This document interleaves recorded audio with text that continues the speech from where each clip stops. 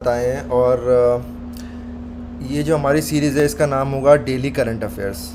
ठीक है, तो हम लोग क्या है कि डेली जो करंट अफेयर्स होते हैं 15 to 20 करंट अफेयर्स होंगे, वो हम लोग डेली उसका एक वीडियो लेके आएंगे। और इस ये जो सीरीज़ है ये बहुत ज़्यादा बच्चों को मदद देने वाली है, क्योंकि मैंने अपनी पूरी तैयारी के फेज़ में ये मेरे बारे में कुछ इंट्रोडक्शन है, जो कि आप और भी मेरे वीडियोज़ हैं मेरे चैनल पे जिसका नाम है SSC master classes.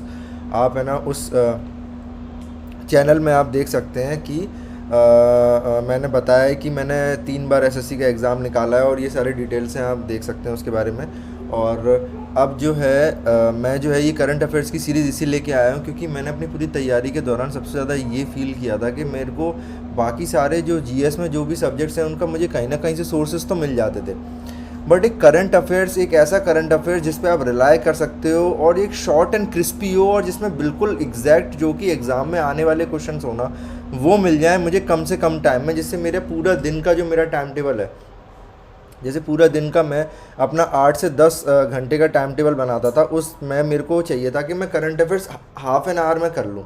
But market में अभी आप यूट्यूब पर देखोगे जितने भी वीडियोज़ हैं करंट अफेयर्स के, वो बहुत ही ज़्यादा डिटेल्ड देते हैं। इसमें इतना ज़्यादा डिटेल होता है कि आप ये मानोगे कि उसको करने में 1 से 2 घंटा लग जाए डेली के करंट अफेयर्स, और फिर उसका रिवीजन करना इम्पॉसिबल हो जाता था। और उसकी वजह से क्या होता था कि हम लोग ये सोचते थे, मतलब मैं ये सोचता था और मेरे दोस्त थे उनके साथ में डिस्कस करता था, वो भी यही बोलते थे यार 6 मंथली करंट अफेयर्स कर ले जाते हैं, फिर ईयरली कर ले जाओ। तो 6 महीने तक हम लोग कुछ नहीं करते थे, या फिर मंथली करते थे। मंथली भी इतना ज़्यादा हो जाता था कि वो फिर एंड में रिवाइज़ करना भी मुश्किल हो जाता था, और एंड में हम छोड़ के ही जाते थे। और ऊपर ऊपर के हमने इंपॉर्टेंट क्वेश्चन कर लिए तो कर लिए, वरना फिर वो एंड मोमेंट पे छोड़ के ही जाना होता था। अगर वो भी अगर भगवान भरोसे चलता था, कोई क्वेश्चन दिख गया तो दिख गया, कर दिया, वरना छोड़ गया। तो वो प्रॉब्लम जो है ना, उसको सॉल्व करने के लिए मैं आपके लिए एक ये सीरीज़ लेके आया हूँ। इसमें मैं आपको 10 to 15 क्वेश्चंस लेके आऊँगा daily, most important, most crispy form में, वन लाइनर फॉर्म में। और हमारा जो टेलीग्राम चैनल है ना, उस टेलीग्राम चैनल पर मैं इसके क्या कहते हैं क्वेश्चंस के साथ इसका जो डिटेल सॉल्यूशन है उसकी पीडीएफ आपको दे दूंगा, बिल्कुल फ्री में है। आप वीडियो देखिए, आप उसको बना लीजिए। और फिर उसके बाद हम लोग अगर आप लोगों को ये सीरीज़ पसंद आएगी तो हम लोग वीकली करंट अफेयर्स और पूरा उसका कंपाइलेशन मंथली, पूरा वन लाइनर फॉर्म में, और उसका शॉर्ट बिल्कुल एक्सप्लेनेशन जो है वो भी लेकर आएंगे। तो अब आप लोगों पर डिपेंड करता है कि ये सीरीज़ कितनी सक्सेसफुल होगी, और इस पर अगर आप लोगों को पसंद आती है तो मैं इस पर बहुत मेहनत करने वाला हूँ। और ये बहुत लिटरली प्रॉब्लम थी जो मैंने फेस की करंट अफेयर्स में, हमेशा छोड़ के गया हूँ अपनी तैयारी में। ठीक है, तो अब हम लोग स्टार्ट करते हैं। तो पहला क्वेश्चन है कि every year second 22 April is globally observed as International Mother Earth Day. What is the theme of the Earth 2026?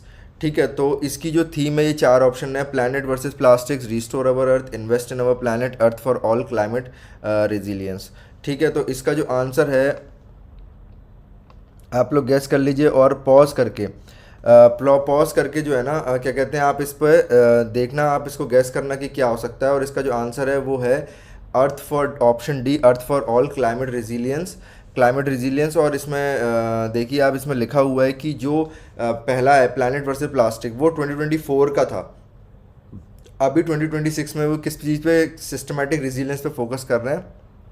और जो पहला अर्थ डे था वो 1970 में सेलिब्रेट किया गया था, जो कि यूएस सेनेटर गेलॉर्ड नील्सन ने के द्वारा ये जो है बनाया गया था। ठीक है, और थोड़ा सा इसके बारे में जानते हैं कि जो 2026 की जो थीम है जो कि क्लाइमेट रेजिलियंस पे फोकस कर रही है, उसका मीनिंग क्या है। उसका मीनिंग है कि building systems that can adapt to climate change. ऐसे सिस्टम्स को बिल्ड करना जो कि क्लाइमेट चेंज के अकॉर्डिंग अपने आप को अडेप्ट कर सकें। ठीक है, जो कि हमारा नया एटमॉस्फेयर जैसे जैसे हमारा चेंज होता जा रहा है, तो उसके अकॉर्डिंग हमारा जो है जो भी हमारा इंफ्रास्ट्रक्चर है वो डेवलप उसके अकॉर्डिंग होना चाहिए, जो कि क्लाइमेट के साथ तालमेल खाता हो। ठीक है, उसके बाद अब हम नेक्स्ट क्वेश्चन पर आते हैं। नेक्स्ट क्वेश्चन को ना 2-3 तरीके से डिज़ाइन किया जा सकता है। इसी क्वेश्चन में आप देखोगे ना, इसमें क्या लिखा हुआ है: Tim Cook has announced he will step down as the CEO of which tech giant in September 26। या फिर इसी क्वेश्चन को दूसरे तरीके से घुमा के पूछा जा सकता है कि इसमें नाम पूछा जा सकता है टिम कुक का, और टिम कुक की जगह वो कंपनी का नाम दिया जा सकता है कि इनके कौन से ऐसे सीईओ होंगे, जो कि इनके ऐसे कौन से सीईओ होंगे जो कि क्या कहते हैं स्टेप डाउन करेंगे, और इनकी जगह नया कौन आएगा। ठीक है, तो अब इसका आंसर देखते हैं। तो इसका आंसर है एप्पल। ठीक है, जो एप्पल हैं वो एप्पल के जो टिम कुक हैं, एप्पल के जो सीईओ हैं टिम कुक, वो जो है सितंबर 2026 में क्या कहते हैं स्टेप डाउन करेंगे, उन्होंने अनाउंस किया है। और वो सीईओ बने थे 2011 में, आफ्टर स्टीव जॉब्स के बाद आए थे। और उसकी उनके अंडर जो है एप्पल जो है ना सबसे ज़्यादा वैल्यूएबल कंपनी बनी थी, ये बात आप याद रखना। और ये जो एप्पल कंपनी है ये स्टीव जॉब्स ने फाउंड की थी। एप्पल कंपनी टोटल 3 लोगों के द्वारा फाउंड की गई थी। स्टीव जॉब्स थे, एक स्टीव वॉजनियाक थे, एक रोनाल्ड वेन थे। ठीक है, ये 3 लोग थे।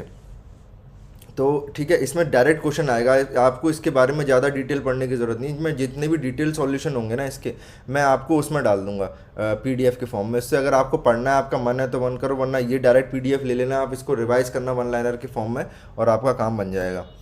ठीक है, और फिर उसके बाद जो हमारा नेक्स्ट क्वेश्चन है, हमारा नेक्स्ट क्वेश्चन है कि जो अर्थर लॉ है has been selected as a 2026 Young Global Leader by which international organisation.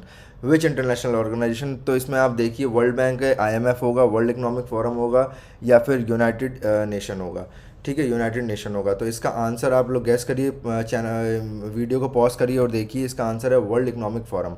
अब इस क्वेश्चन को ऐसे भी पूछा जा सकता है कि वर्ल्ड इकोनॉमिक फोरम के द्वारा 2026 का यंग ग्लोबल लीडर कौन होगा, तो उसका आंसर हो जाएगा अर्थर लॉ। ये क्वेश्चन दोनों तरीके से बनाया जा सकता है। ठीक है, अब ये वर्ल्ड इकोनॉमिक फोरम ने जो है ये सिलेक्ट किया हुआ है। अब इसके बारे में थोड़ा सा जानते हैं कि वर्ल्ड इकोनॉमिक फोरम जो है वो ऐसे लीडर सिलेक्ट करती है जो कि अंडर 40 रहते हैं। ठीक है, इसमें और ठीक है, तो इसमें जो है ग्लोबल लीडर पोटेंशियल, इसमें कौन कौन लोग होते हैं, जो टॉप पॉलिटिशियंस होते हैं, एंटरप्रेनर्स होते हैं, थिंकर्स होते हैं, उनमें से ये चूज़ करते हैं। जो कि टॉप पॉलिटिशियंस होते हैं, एंटरप्रेनर्स होते हैं और थिंकर्स होते हैं, उनमें से ये क्या चूज़ करते हैं, यंग ग्लोबल लीडर चूज़ करते हैं। और जो जिसमें से अर्थर लॉ को चूज़ किया गया है। ठीक है, अब इसके बारे में अब इसकी थोड़ी सी स्ट्रेटेजी के पढ़ लेते हैं कि जो वर्ल्ड इकोनॉमिक फोरम है वो कहाँ पर है। इसका हेडक्वार्टर है कोलोनी, स्विट्ज़रलैंड में है। इसके जो चेयरमैन है वो क्लॉस श्वाब है, क्लॉस श्वाब इसके चेयरमैन है। ठीक है, अब उसके बाद जो हमारा नेक्स्ट क्वेश्चन है वो क्या है, India and which country signed 16 MOUs in April 2026 to boost trade in semiconductors and green energy. ठीक है, ग्रीन एनर्जी को करने के लिए किसने क्या किया, तो इसका 4 ऑप्शन है, जापान है, साउथ कोरिया है, जर्मनी है एंड वियतनाम है। आप गैस कीजिए इसका जो राइट आंसर होगा, इसका राइट आंसर है ऑप्शन बी, साउथ कोरिया। ठीक है, साउथ कोरिया जो है, साउथ कोरिया के जो प्रेसिडेंट है अभी आए हुए हैं। ठीक है, और साउथ कोरिया ने 16 MOU साउंड किए हैं, जिनका जो फोकस एरिया मेन है ना किस चीज़ पर है, यहाँ से ना सेमीकंडक्टर जो कि क्रिटिकल रहता है चिप्स और इलेक्ट्रॉनिक्स का, और ग्रीन एनर्जी, सोलर, हाइड्रोजन, जो भी ईवीज इलेक्ट्रिक व्हीकल्स है। तो हमारे मेन फोकस एरिया इसमें है। इसी से रिलेटेड हमने 16 MOU साइन किए हैं। और ये इम्पॉर्टेंट क्यों है, ये इम्पॉर्टेंट इसीलिए क्योंकि हमको अपनी जो डिपेंडेंस है ना चाइना पर वो कम करनी है। ठीक है, हमें अपनी डिपेंडेंस चाइना पर कम करनी है। और इंडो पैसिफिक जो कॉपरेशन, अगर हमारी चाइना पर डिपेंडेंस कम होगी तो इंडिया उतना ज़्यादा स्ट्रांग होगा। और ये Pacific region, Indo Pacific region पर है, ये इंडिया एक स्ट्रांग लीडर बन के सामने आएगा बाहर। ठीक है, और अब इसकी जो स्ट्रैटेजी है वो देखते हैं कि जो साउथ कोरिया की कैपिटल क्या है, सियोल है, और इसकी करेंसी क्या है, वॉन है। ठीक है, अब 5th क्वेश्चन क्या है, which Indian city hosted the India AI Impact Summit on April 2020 to 2026। इसके 4 ऑप्शन है, बेंगलुरु, हैदराबाद, न्यू दिल्ली एंड मुंबई। और इसका जो आंसर है वो क्या है, न्यू दिल्ली। ठीक है, इसका आंसर है ऑप्शन सी, न्यू दिल्ली। और क्या कहते हैं, और इसका जो फोकस था वो मेन फोकस किस पे था, AI गवर्नेंस पे था, एथिकल AI पे था और इंडस्ट्रियल एप्लीकेशंस पे था। इन 3 चीज़ों पर इसका जो मेन फोकस था। ये जो हमारी AI इम्पैक्ट समिट हुई है। ठीक है, और इसकी जो स्ट्रैटेजी है वो देखते हैं। इससे रिलेटेड क्या है कि ये जो है मेटी ऑर्गेनाइजेशन जिसमें ministry of electronics and IT के अंडर ऑर्गेनाइज की जाती है, जो कि इसकी नोडल मिनिस्ट्री है। ठीक है, और इसके माध्यम से जो है इंडिया क्या कर रहा है, ये AI को बहुत ज़्यादा प्रमोट कर रहा है। समझ में आ रहा है, इंडिया जो है वो AI को प्रमोट कर रहा है। और इसके थ्रू AI को वो अपने जो उसके डिजिटल इंडिया के मिशंस चल रहे हैं, AI मिशंस चल रहे हैं, तो वो उसको स्प्रेड कर रहा है। बेसिकली उसका मेन ऑब्जेक्टिव ये है। ठीक है, ये एक बैकग्राउंड स्टोरी मैं आपको इसलिए बता रहा हूँ जिससे आप उस क्वेश्चन को रिमेंबर करने में आपको क्या है वो चीज़ याद रहे। ठीक है, फिर उसके बाद जो हमारा नेक्स्ट क्वेश्चन है वो क्या है, 2026 का जो गोल्डमैन इन्वायरमेंटल प्राइज़ है जिसे ग्रीन नोबल बोला जाता है फॉर एशिया के लिए, ये किसको अवार्ड किया गया है? ऑप्शन ए है एरोरो टांशी है, बोरम किम है, सराफ फिंच है, अलन्ना हर्ले है।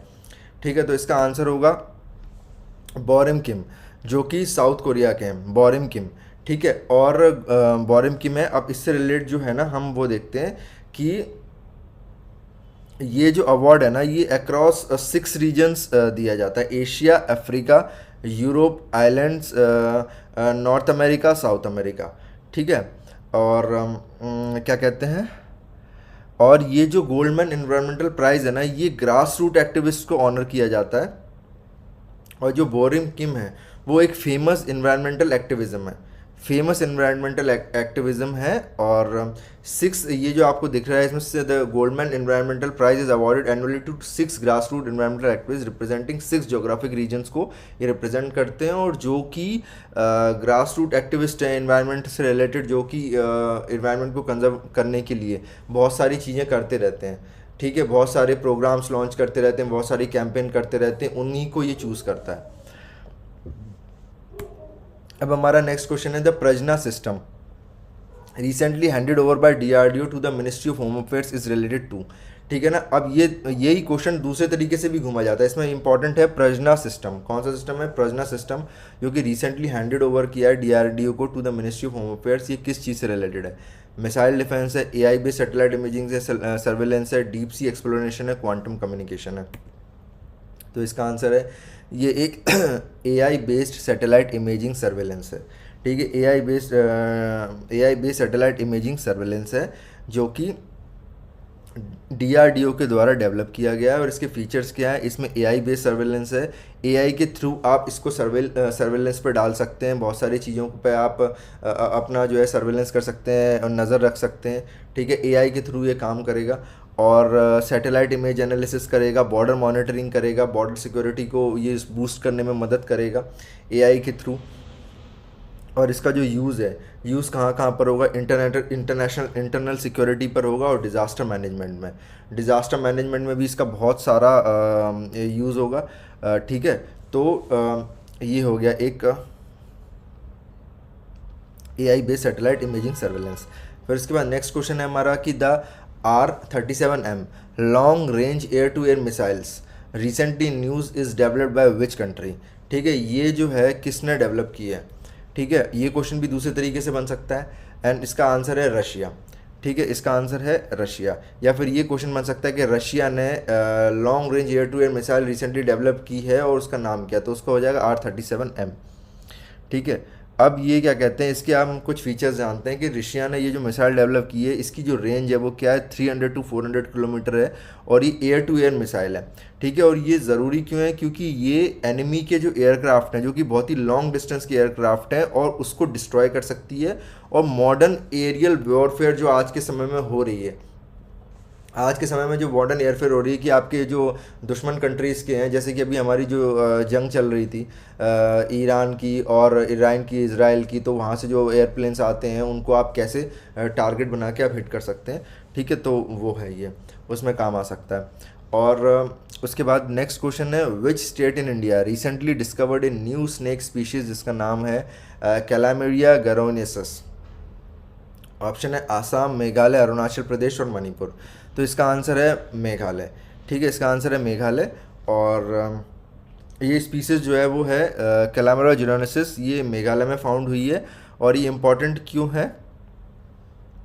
क्योंकि ये जो है ये बायोडाइवर्सिटी में रिचनेस है, बायोडाइवर्सिटी में रिच है, और क्या कहते हैं इकोलॉजिकल स्टडी करने में ये हेल्प करती है।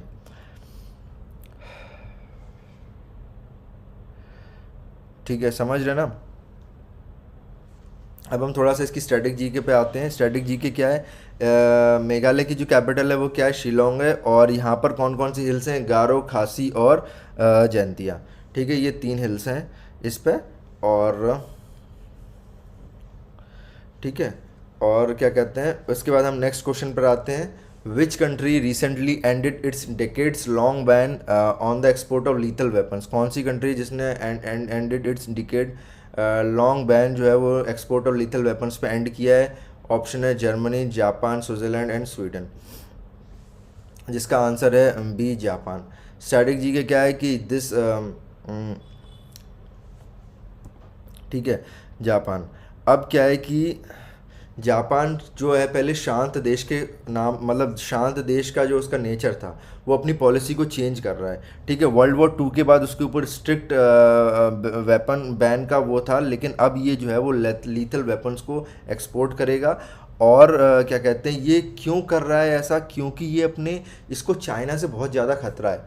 ठीक है, चाइना इसे परेशान करता रहता है बार बार, तो उससे इससे क्या होगा कि ये अपनी जो डिफेंस की जो कैपेबिलिटी है वो बढ़ाएगा चाइना को काउंटर करने के लिए, समझ रहे हो? ठीक है, तो उसके लिए बढ़ाएगा ये, और खुद बनाएगा भी और बेचेगा भी।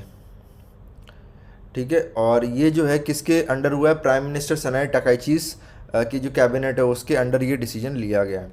ठीक है, अब उसके बाद आते हैं हम according to the International Monetary Fund's April 2026 World Economic Outlook, क्या उन्होंने 2026 के लिए क्या ग्लोबल ग्रोथ प्रोजेक्टेड की गई है? 2.9%, 3.1%, 3.4%, 3.8%। तो इसका जो आंसर है वो है बी, 3.1%। ठीक है, और क्या कहते हैं, ये जो इंटरनेशनल मॉनेटरी फंड है ये क्या क्या चीज़ें देखता है? मेजर्स करता है, ग्लोबल इकोनॉमिक हेल्थ को मेजर करता है, ग्लोबल इकोनॉमिक हेल्थ को मेजर करता है जो कि इन्फ्लेशन, वॉर्स और ट्रेड के द्वारा इन्फ्लुएंस किए जाते हैं। ठीक है, इन सब चीज़ों को लेता है और फिर ये निकालता है। अब इसकी थोड़ी सी स्ट्रैटेजी के पढ़ लेते हैं कि ये 1994 में ये ऑर्गेनाइजेशन स्टैब्लिश हुई थी, और इसकी जो करंट मैनेजिंग डायरेक्टर है वो कौन है? क्रिस्टलिना जॉर्जिवा है। ठीक है, अब इसके बाद हमारा नेक्स्ट क्वेश्चन है कि विच क्रेडिट रेटिंग एजेंसी ने रिसेंटली इंडिया की जो फाइनेंशियल ईयर 27 की ग्रोथ जो है, 27 की जो ग्रोथ है वो फॉरकास्ट की है टू 6% की है? तो इसने, इसका आंसर है मूडीज़ रेटिंग। ठीक है, मूडीज़ रेटिंग है, मूडीज़ रेटिंग है। ये क्यों ऐसा हुआ है? उसने फाइनेंशियल जी की जो ग्रोथ है 6% उसने कम क्यों कर दी? क्योंकि ग्लोबल स्लो डाउन आ रहा है। ग्लोबल स्लो डाउन इसलिए आ रहा है क्योंकि अभी जो जंग के हालात चल रहे हैं उसकी वजह से सारी चीज़ें जो हैं, डोमेस्टिक का इन्फ्लेशन का रिस्क हो रहा है बहुत ज़्यादा। ठीक है, और जो क्रेडिट रेटिंग एजेंसी है वो क्या एक्सेस करती हैं? इकोनॉमिक स्टेबिलिटी को एक्सेस करती हैं, इन्वेस्टमेंट रिस्क को एक्सेस करती हैं। ठीक है, तो मूडीज़ रेटिंग है, इसने जो फाइनेंशियल ईयर 27 है उसकी जो ग्लोबल रेटिंग है वो कम कर दी है। उसके बाद अब हम अपने नेक्स्ट क्वेश्चन पे आते हैं कि यूनाइटेड नेशंस प्रोजेक्ट्स ने इंडिया की जो इकोनॉमी है to grow by what percent in 2026 में क्या लगाया है? 6% है, 6.4% होगा, 6.8% होगा, 7.2% होगा? इसका आंसर है 6.4%। ठीक है, इसका आंसर है 6.4%। और ठीक है, और जो ठीक है, और इसके बाद फिर हम आते हैं, हाँ, हमारा नेक्स्ट क्वेश्चन है which Indian state launch the AI surveillance system for civil service exam in the April 2026? ठीक है, इसका आंसर होगा किस इंडियन स्टेट ने एआई एक सर्वेलेंस सिस्टम लॉन्च किया है for civil service exam in April 2026? इसका आंसर है उत्तर प्रदेश। उत्तर प्रदेश ने ये लॉन्च किया है, उत्तर प्रदेश ने ये लॉन्च किया है, क्योंकि इसका पर्पस क्या है? चीटिंग को प्रिवेंट करना, फेस रिकॉग्निशन जो है वो लागू करना, रियल टाइम मॉनिटरिंग करना, जिससे ज़्यादा से ज़्यादा एक रियल कैंडिडेट जो अपनी मेहनत से पढ़ लिख के जो एग्ज़ाम क्वालिफाई कर रहे हैं उसको लागू कर सकें। और बहुत सारे ऐसे केसेस आ रहे हैं यूपी में जिनकी वजह से वो फ्रॉड हो रहे हैं, चीटिंग हो रहे हैं, वहाँ पर बहुत सारे इक्विपमेंट्स का यूज़ करके बच्चे एग्ज़ाम में बैठ रहे हैं और कर रहे हैं। तो उसी को काउंटर करने के लिए यूपी ने एक एआई सर्वेलेंस सिस्टम लॉन्च किया है सिविल सर्विसेज एग्ज़ाम में ट्रांसपेरेंसी लाने के लिए। और अब हमारा नेक्स्ट क्वेश्चन है what is the name of indigenous heavy drop system tested by Indian Navy in April 2026? बहुत इंपॉर्टेंट क्वेश्चन है ये। इसका आंसर है ADC 150। ठीक है, और ADC 150, अब ये क्या है ADC 150? ये एयर ड्रॉपेबल कंटेनर है, जिस ADC का फुल फॉर्म है। ये क्यों यूज़, किस चीज़ में इसका यूज़ होता है? ये सप्लाईज़ को डिलीवर करने के लिए रिमोट एरियाज़ में, और रिमोट एरियाज़ में सप्लाई को डिलीवर कर लेगा, और मिलिट्री लॉजिस्टिक के लिए काम आएगा कि मिलिट्री में बहुत ऊंची ऊंची पहाड़ियों पर, बहुत ऐसे जिनका जोग्राफिकल टेरेन जो है बहुत ही ज़्यादा ऊपर नीचे होता है और जहाँ इतनी अच्छी कनेक्टिविटी नहीं है, वहाँ पर ये मिलिट्री को सप्लाई कर सकता है। और जो है डिज़ास्टर मैनेजमेंट में बहुत जगह सप्लाईज कर सकता है, जहाँ पर बाढ़ आई हुई है, भूकंप आए हुए हैं, जहाँ पर बहुत सारी प्रॉब्लम्स है, तो उसमें ये जो है ये हमारा एयर ड्रॉपेबल कंटेनर जो है काम करेगा, ठीक है। और उसके बाद हमारा नेक्स्ट क्वेश्चन है कि which city in India is becoming a hub for petroglyph conservation according to a recent government initiative in April 2026। Option A है रत्नागिरी, ऑप्शन बी है लद्दाख, ऑप्शन सी है हम्पी, ऑप्शन डी है भीमबेटका, ठीक है। अब भीमबेटका आज का आंसर जो है वो क्या है, इसका आंसर है ऑप्शन ए रत्नागिरी। अब ठीक है, ऑप्शन ए है इसका रत्नागिरी। और क्या है पेट्रोग्लिफ क्या है, ये प्री हिस्टोरिक जो टाइम पीरियड रहता था उसकी जो रॉक कार्विंग्स हैं, ठीक है, जो रॉक कार्विंग्स हैं प्री हिस्टोरिक टाइम में, वो बेसिकली जो है कॉन्कन रीजन में फाउंड की जाती थी, वो है ये, ठीक है। और जो ठीक है, तो ये उस रीजन में फाउंड की जाती थी, ठीक है। तो उसी रीजन में रत्नागिरी आता है महाराष्ट्र में, तो ये उसको वहाँ पर एक कंजर्वेशन हब बना रहे हैं। ये किस लिए कर रहे हैं, सबसे इसके कारण दो हैं। सबसे पहला तो हम अपनी एंशियंट ह्यूमन हिस्ट्री है उसको प्रिजर्व कर सकते हैं, प्लस दूसरा हम टूरिज़्म को बूस्ट कर सकते हैं, और तीसरा हम अपनी रिसर्च को भी आगे यूज़ कर सकते हैं कि पहले क्या क्या वो डिस्कवरीज हुई थी, उनसे क्या उन डिस्कवरीज से हम अपनी जो फ्यूचर एक इनोवेशन है, फ्यूचर रिसर्च है, वो कैरी कर सकते हैं, ठीक है। तो ये सारे 3 से 4 रीज़न है जिसकी वजह से क्या कर रहे हैं वो लोग, इस कंजर्वेशन को रत्नागिरी में वो लोग कैरी आउट करेंगे, ठीक है। ये एक इनिशिएटिव है। और ठीक है, और फिर उसके बाद जो है हमारा जो नेक्स्ट क्वेश्चन है, वो ये है सबसे इम्पोर्टेंट, ये भी एक बहुत इंपॉर्टेंट क्वेश्चन है कि जो डियरनेस अलाउंस है सेंट्रल गवर्नमेंट एम्प्लॉयज़ के लिए, वो कितना हाइक किया गया है। 58% अभी चल रहा है, तो 58% टू 60% इन्होंने कर दिया है, जो कि जनवरी 2026 से इम्प्लीमेंट हो जाएगा। जनवरी 2026 से ये जो है हमारा इम्प्लीमेंट हो जाएगा, जो डियरनेस अलाउंस है, जो कि अभी 58% है, ठीक है। और इसकी वजह से सैलरी पे इम्पैक्ट आता है, अलग अलग लेवल पे इम्पैक्ट आता है, और अलग अलग लेवल पर इम्पैक्ट आता है। और क्या कहते हैं, हमारी जो बेसिक पे होती है, ठीक है ना, आपकी जो बेसिक पे होती है, अगर आप लेवल 5 में काम कर रहे हो तो आपकी बेसिक पे 29,200 होगी, ठीक है। आप अगर लेवल 6 में काम कर रहे हो तो 35,400 होगी, आप अगर लेवल 7 पे काम कर रहे हो तो 44,000 करीबन होगी। तो उस बेसिक पे पर, उस जो बेसिक पे है उसका जो है आप 60% कैलकुलेट करोगे ना, वो ऐड हो जाता है आपकी इनकम में, ठीक है। ये तो चीज़ होती है। और फिर उसके बाद क्या होता है कि आपका बेसिक पे हो गया, प्लस आपका डीएनएस अलाउंस हो गया, फिर आपका जो है ऐड हो जाता है ट्रैवल अलाउंस होता है, टीए जो होता है आपका ट्रैवल अलाउंस होता है, वो आपका ऐड हो जाता है। और फिर उसके बाद क्या होता है, आपका जो एचआरए होता है, वो एचआरए मिलता है आपको, आप किस सिटी में हो, एक्स सिटी में हो, वाई सिटी में हो, जेड सिटी में हो, ठीक है। और ये आपका टीए हो गया, और फिर उसका क्या कहते हैं, जो आपका ठीक है, जो आपका डीए है वो भी टीए पे कैलकुलेट हो जाता है। तो ऐसे करके पूरी सैलरी आपकी कैलकुलेट हो जाती है। और फिर इसमें से जो एक आपका जो पेंशन फंड होता है, उस पेंशन फंड के लिए गवर्नमेंट कुछ रुपए डिडक्ट कर देती है इसमें से, जो कि आपका शायद 15% होता है, 15% होता है। और फिर वो गवर्नमेंट उसमें कुछ पैसा मिलाती है जो आपके फंड में हो जाता है, ठीक है। ऐसे करके पूरी सैलरी कैलकुलेट होती है। अगर आप बोलोगे तो मैं इस पर भी एक वीडियो बना दूंगा कि कैसे कैलकुलेट होती है।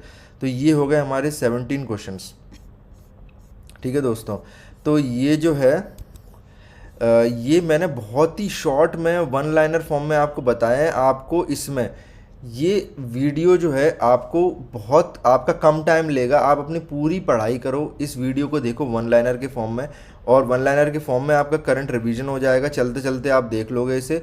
और बहुत ही शॉर्ट एंड क्रिस्पी है।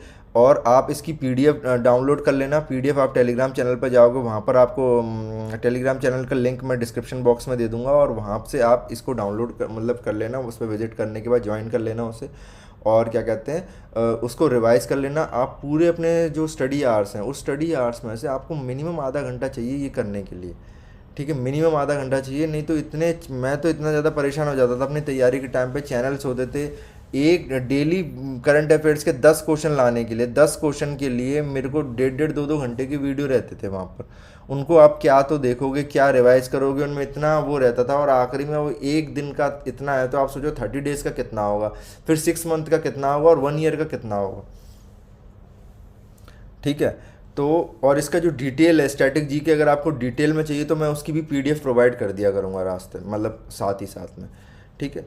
तो थैंक यू दोस्तों, प्लीज़ इस चैनल को आप लाइक करें, इस वीडियो को सब्सक्राइब करें, जिससे ज़्यादा से ज़्यादा लोगों तक ये पहुंच सके, और मेरे को भी थोड़ा सा कॉन्फिडेंस मिलता है जब और ज़्यादा लाइक्स आते हैं और सब्सक्राइबर्स और ज़्यादा बढ़ते हैं, तो मुझे भी लगता है कि और ज़्यादा मेहनत करनी चाहिए, और मैं इस सीरीज़ को कंटिन्यू करूँगा और भी बेहतर तरीके से क्या कहते हैं क्वेश्चंस का कलेक्शन, और उन पर जो जो उनके आंसर्स हैं, जो उनकी जी के जो स्टैटिक जी के जो भी है, और इसको इम्प्रूव करने की कोशिश करूँगा। तो प्लीज़ आप मुझे अपना फीडबैक दीजिए कि क्या क्या और चेंजेस इसमें लाने चाहिए, क्या क्या चीज़ें होनी चाहिए, तो वो आप प्लीज़ मुझे बताइए। Thank you.